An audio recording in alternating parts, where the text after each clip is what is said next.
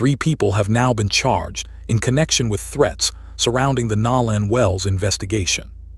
But here is the detail every responsible headline must make clear. None of those people has been charged with causing Nolan's death. More than a month after the 18-year-old disappeared during a 4th of July trip to Horn Island, Mississippi, the central question remains unanswered. What happened to Nolan Wells?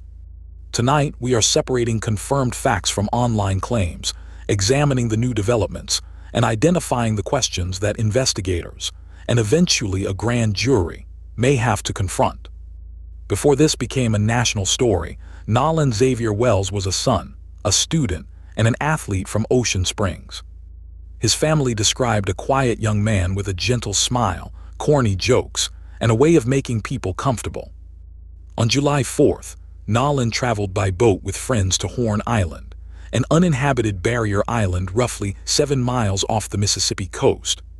Reports indicate that a large holiday gathering was taking place there. Nolan did not return to the mainland with the group. He was reported missing that night. Early on July 6th, his body was recovered in the water near the island. Authorities initially said there were no apparent signs of foul play and publicly discussed drowning as a possibility. Preliminary information obtained by ABC News said witnesses reported Nolan had consumed a significant amount of alcohol. That statement is part of the investigative record, but it is not a final cause of death. Nolan's mother has publicly disputed the picture of her son being incapacitated. These competing accounts are one reason precision matters. Witness statements are evidence to examine. They are not, by themselves, a medical conclusion, and they do not settle what happened during Nolan's final hours. Nolan's family said important details did not add up. They questioned why he would remain on a remote island, how he became separated from the people he arrived with, and what happened between the last confirmed sighting and the discovery of his body. The family retained civil rights attorney Ben Crump and demanded a thorough, transparent investigation. Public attention grew quickly, but so did speculation. Some online users treated theories as proven facts. That is dangerous. As of this production, authorities have not named a suspect or made an arrest for Nolan's death. Questions deserve investigation, but questions are not accusations. The family commissioned an independent autopsy. Its preliminary finding listed both the cause and manner of death as undetermined pending further investigation. The pathologist reported no fractures or deep tissue injuries. He also described an area of red discoloration at the back of Nolan's head as inconclusive and worthy of further examination. Because decomposition and other limitations affected that second examination, the pathologist said non-accidental factors could not be ruled out. That does not mean foul play was proven. It means the available evidence did not allow a confident conclusion. Mississippi State autopsy has since been completed, but its findings have not been released publicly. Another development involves a marine distress call made on July 4th. Audio released by Mississippi authorities captured a caller reporting that a boat near Horn Island was taking on water because its bilge pump had stopped working. The caller said approximately 7 people were aboard. According to the released exchange, the dispatcher was later told the problem had been resolved and assistance was no longer required. An attorney for Nolan's family said audio experts would review the recording.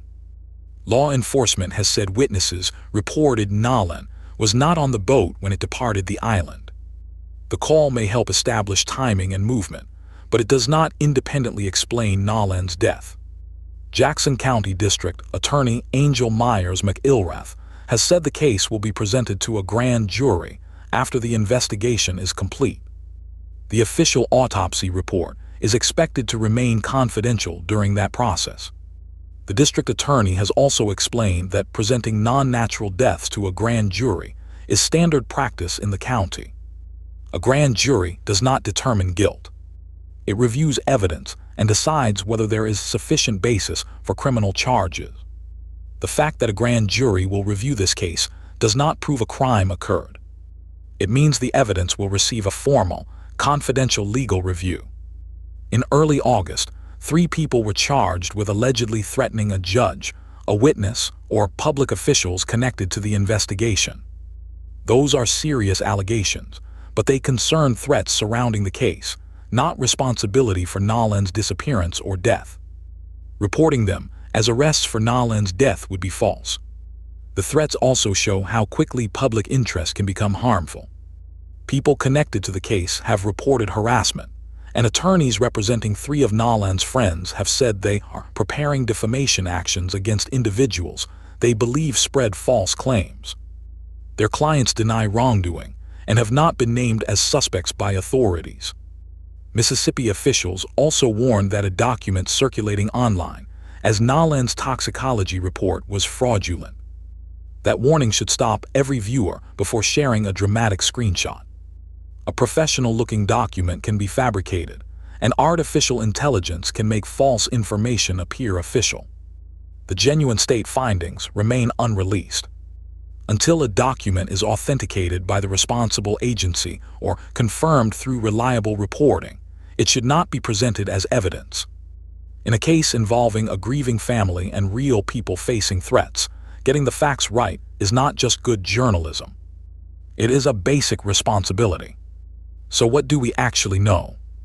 Nolan went to Horn Island on July 4th. He did not return with the group. He was reported missing that night and found dead on July 6th.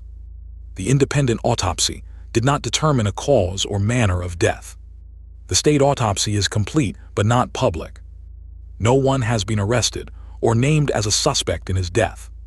The unanswered questions concern his final movements, the circumstances in which he entered the water, whether he was conscious at that moment, what the complete forensic evidence shows, and whether the full timeline can be independently verified.